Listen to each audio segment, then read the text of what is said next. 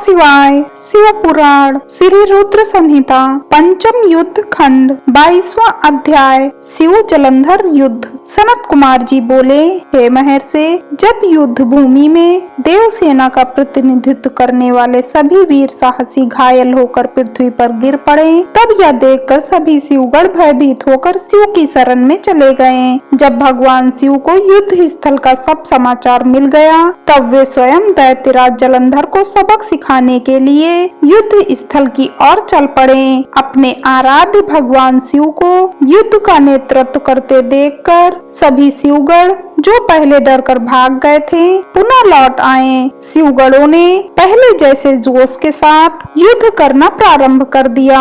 भगवान शिव के रौद्र रूप को देखकर भयानक दैत्य भी भयभीत होने लगे और युद्ध छोड़कर भागने लगे।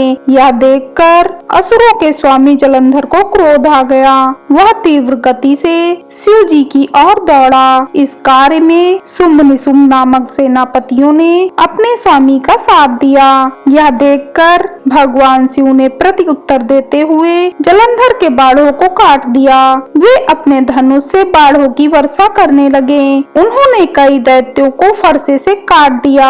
बलाहक और धसमर जैसे भयानक राक्षसों को पल भर में मार गिराया।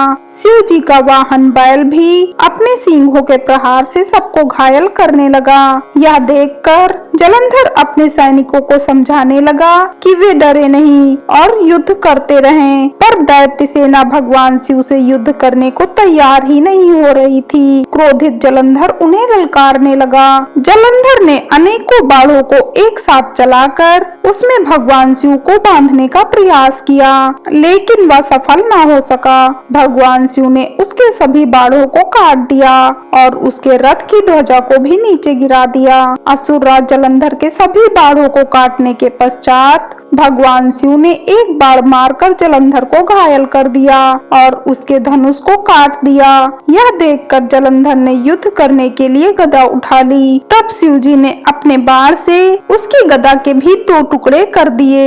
यह सब देखकर दैत्यराज जलंधर यह जान गया कि त्रिलोकीनाथ भगवान शिव उससे अधिक बलवान है और उन्हें युद्ध में पराजित कर पाना उसके लिए मुश्किल है। तब जलंधर ने जीतने के लिए गंधर्व माया उत्पन्न की। वहाँ उस युद्ध स्थल पर हजारों की संख्या में गंधर्व और अप्सराओं के गण उत्पन्न हो गए और वहाँ नृत्य करने लगे। वहाँ मधुर संगीत बजने लगा। यह सब देखकर सभी देव सेना के सैनिक मोहित हो गए और युद्ध को भूलकर नृत्य और गाना बजाना देखने में मग्न हो गए। इधर देवाधिदेव भगवान शिव भी गंधर्व माया से मोहित होकर नृत्य देखने लगे। जब दैत्यराज जलंधर ने देखा कि सभी देवताओं सहित देवाधिदेव भगवान शिव भी उस गंधर्व माया के द्वारा मोहित होकर अप्सराओं के नृत्य को देख रहे हैं, तब वह वहाँ से चुपके से भाग खड़ा हुआ।